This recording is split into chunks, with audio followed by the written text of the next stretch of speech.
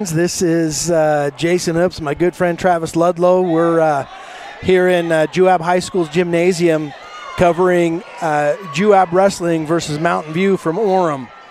And we're in for, I think, a real good treat. Lots of JVs in the middle of their matches. It takes us a little while to get here after work. We got to pay the bills. Yeah, so we can't cover everything. Quick as we could. Yeah, didn't even eat a sandwich before I left the house. No.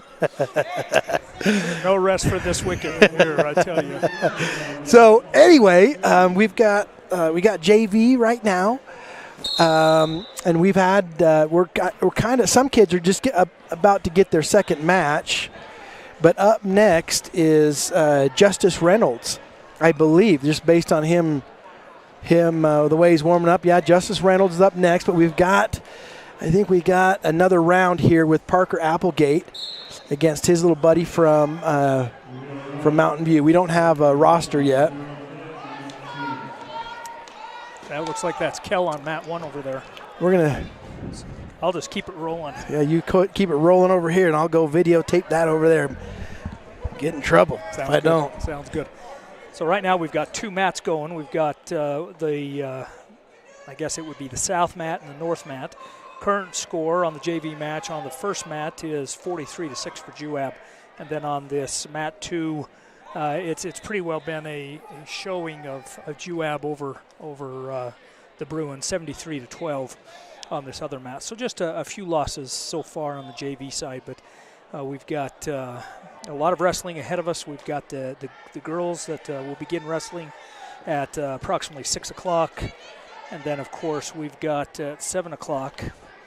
We have the varsity against the Bruins. So we'll just keep it here for a minute. We're showing it would be mat 2 or the black mat, and so we'll just roll that there for a minute.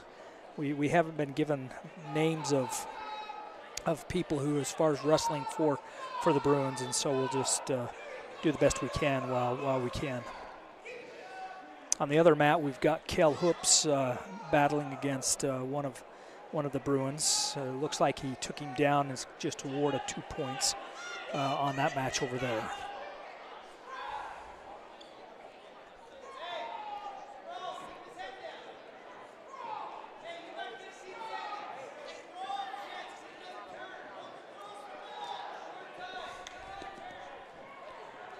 Coming to the end of the third round. It's 2-9 on this close mat here, 9 for the Bruins, 2 for Juab. And so we are 9-2 with about 5 seconds left. Bruins is going to put him on his feet, so awarded 1 point, 9-3 with just a few seconds just to finish this up. Got him in a throw. He'll get the 2 takedown Juab, and that's where the match ends. So on the close mat, we're 9-5. Bruins will take this match with a 3 win or 3 points for Mountain View.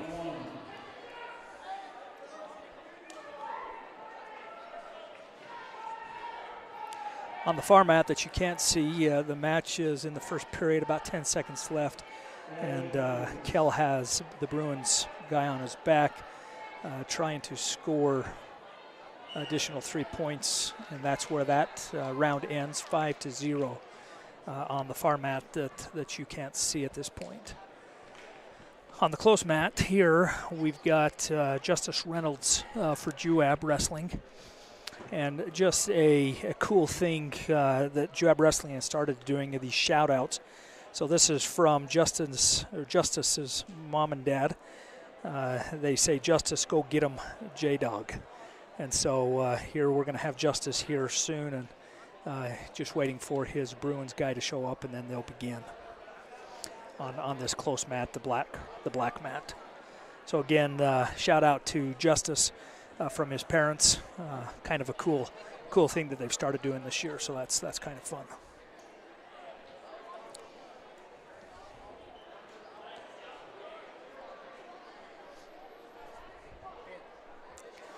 So final on the far mat, Kel pins his kid So that puts that far mat 49-6 in Juab's favor. So again, just starting on the close mat, the black mat, Justice Reynolds. Again, a kind of a fun little shout out by his parents. Again, Justice, go get him, you J-Dog. So that's kind of fun. Yeah, that's a good time. Good time. All right, Justice, let's see what's happening. Sorry we don't have the name for the Mountain View wrestler, folks. We apologize for that. We try to treat everybody as the same as we can, even though we're from Juab. And Justice does an underhook kind of throw by to a knee pick and almost has it, but runs out of mat space, and he does it again. Oh, wow. He likes it so much. That was just picture perfect, and that needs to be in the highlight reel for Justice Reynolds. That was a fun knee pick. See, and I think he got that because of the shout out. I think I'm pretty confident in that. Shout outs equals automatic victories. Yeah, they do. At least 2 points for a takedown. They almost do. That was awesome. But what a fun move. I love that. I don't know what it is about that underhook stuff that just lights my fire, but I just love to see underhook knee picks, underhook just to a single leg, underhook to a train wreck. I don't even know what I call it, but I tell my boys it's a slow motion train wreck that happens because of a hard snap and a hard underhook, and then you just run through them and grab what you can as you're running over them. And oftentimes they go right to their back. Yeah. Yeah, it's hard for the other wrestler to, like, I'm not used to this, the Mack truck kind of running me over. Right. That's what it is. That'd be the equivalent of what we're talking about. And then you can add a little finesse to it, too, like a knee pick, a throw by to a knee pick like Mr. Justice did. Yeah, put him on his back here. Justice is getting some back points, and it looks like there's 30 seconds left, and it'd be hard to get off your back if you got Justice putting the squeeze on you. And he gets the pin. There we go. Way to go, Justice. Nicely done by Mr. Justice Reynolds. Freshman this year. A lot of good things ahead for him. Oh, he's got some potential. He's not built like a freshman, I'll tell you that. No, he's built like a Mack truck. I think he nailed that just. He has been in the weight room, you can see, and he's dedicated. Just talking about, we wrestled Westlake a couple weeks ago. Right. And there was, that was fun to watch. I don't think normally Westlake is as good as that, at least not in the showing. We're usually head-to-head with them, but that was one thing I noticed with them is they were built a little bit. Yeah, so. Yeah, you could tell. I mean, obviously there's weight classes, but a freshman that weighs 150 pounds and a senior that weighs 150 pounds is usually those are two different body types, and it makes a big difference.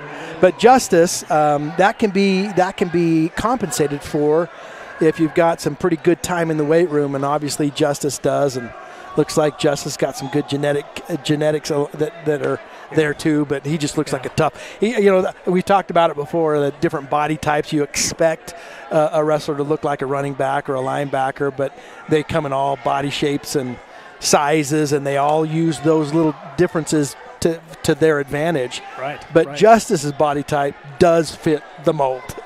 He looks like a linebacker or a running back or a wrestler, and he kind of moves out. He just hits them hard too. Well, we have Rio right out here now for the Juab Wasp. He's got the tall, lanky figure, just tall, and he's got the big span, and he can use that cradle anytime he wants. And that's the advantage of a different body type. My boys did a lot of CrossFit, and there's all these different moves. That's one of the things about CrossFit is it's not one style of training. It's gymnastics. It's body. It's natural body movements. It's weightlifting. It's all these stretching. It's all these kinds of things all mashed together. And you find that in CrossFit competitions, there's different events that favor different body types. And it's the same thing in wrestling. There's different body types that kind of gravitate towards different types of moves because they realize, I've got this massive leverage. Why not use it? So I know as a wrestler, it's been a long time since I've done it. But all I know is when I see a long, tall drink of water that's my weight, I'm sick to my stomach because I do not want to wrestle those guys. Well, a cradle's coming, or that they're going to use those legs to tie you down when they're on top. Yeah. It's just I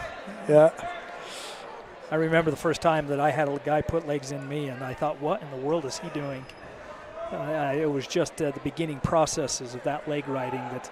And now I'm aging myself. That puts us in the isn't it funny? The early 1990s. But leg riding was new then. Yeah, I remember I was in 7th grade when a guy named Spencer Condy from Evanston put the legs in on me, and I'm looking at my dad, who's a coach. I'm like, Dad, behold! and Spencer Condy just, the back of my head and my neck hurt so bad for about a week because he had legs in on me. Sometimes you hear him say boots. He got boots in. But the guy, he had boots in on both sides, and he was just putting all kinds of heavy heat on the back of my neck. And he beat me 6-0, and I still joke with him. He's one of my closest friends now. And I still joke with him about how he put the hurt on me when I was in 7th grade and he was in 8th grade, but I had never seen legs before then. Yeah, that was kind of a new thing during that time. I was wrestling a kid from Bingham, and he put those legs in, and I didn't know how to counteract him. And got beat that match. Yeah. Some of my boys now, my older ones, they almost bait a guy. They like, not that they're going to let it happen, but it's almost as if they want a guy to leg ride them because they have this thing called a leg slip. I wouldn't even know how to describe it online, but anyway, they feel like they've got pretty good defense to legs, but I still would rather not be in them in the first place. All right, we've got Juab on his back. Yeah, Rio Wright wrestling here. I think the score right now is 3-2. Bruins is going to go up with 3 points here for the back. But the Bruin he's a little high. He's got a headlock, and he's in kind of an awkward position, and I don't think he's going to be able to pin Rio like that. He might shut off Rio's air supply, and that might be what shuts Rio down. But right now, Rio's doing his best to keep his outside shoulder up off the mat, and it's way off right now. And the Bruin is doing a little bit better at putting some heat on and looking up to the ceiling, and Rio's trying to parallel up, it looks like, and then rolling through. Short time right now. About 7 seconds left. And then Rio does it. He gets that reversal there, and just almost like he was baiting him. You almost got me pinned. You almost got me pinned. And he's creeping along, trying to get parallel with him, and wrapped a leg, and then rolled him through, and got a reversal when the Mountain View guy was hoping for a pin. That puts us at 5-5 going into the third period. Bruins chooses down, Rio on top. So it's a tough match going into the third round here.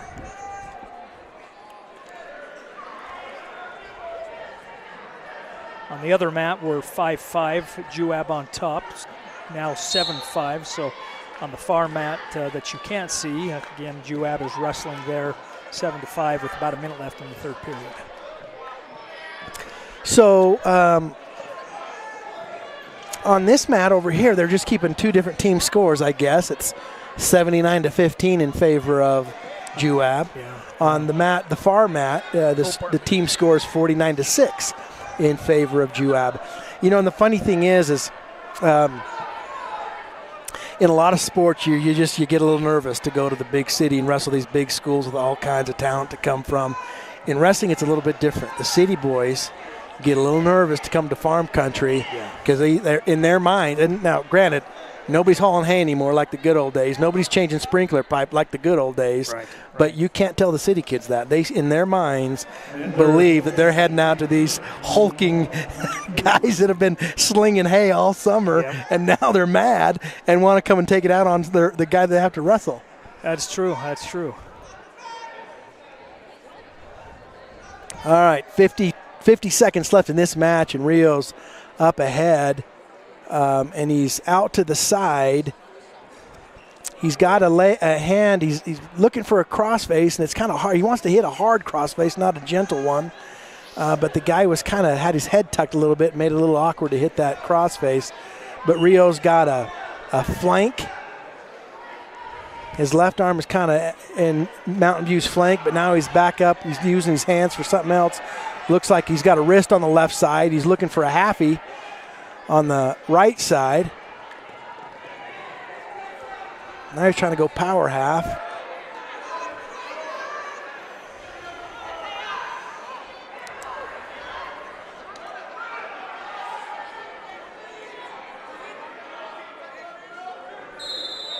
The official warns Mountain View for stalling because he was just on his belly button looking down, and it's kind of hard to do something different when you got Rio putting the bind on you. Hey, wait a minute. Oh, it's overtime now. Overtime. So sudden victory is what they like to call it nowadays. Back in the good old days, it was sudden death. That's right. But sudden victory, whoever scores here is going to win it. And Mountain View takes a shot, and that's maybe what it's going to take. Mountain View's in the driver's seat right now. He's in on a shot. He's got both legs controlled, but Rio's hanging onto a leg. And the official gives him 2. So Rio loses that one in the last, in the first overtime period. Sudden death, sudden victory.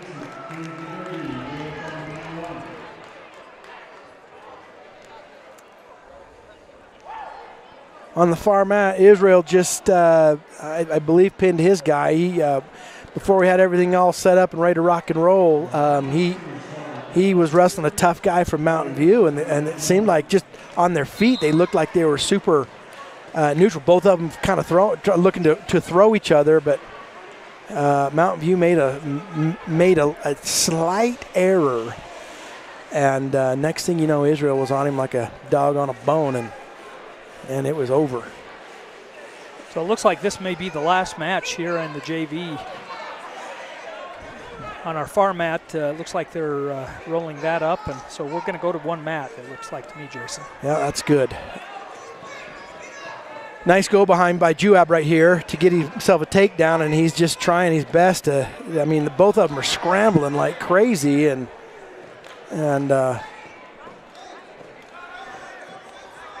Juab's looking for a half, but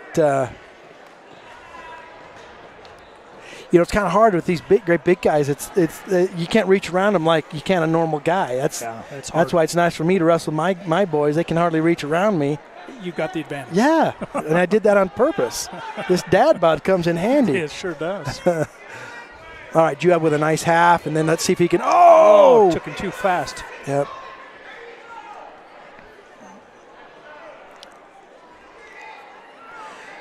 All right, after this match, we'll shut it down, and the Lady Wasps. Lady Wasps are up next. Yeah, they're up next, and then and I think that's supposed to start. Yeah, right at 6 o'clock, so we're 2 minutes off that. So looks like they're pretty close to being on schedule. And then immediately following that at 7, there will be the boys varsity.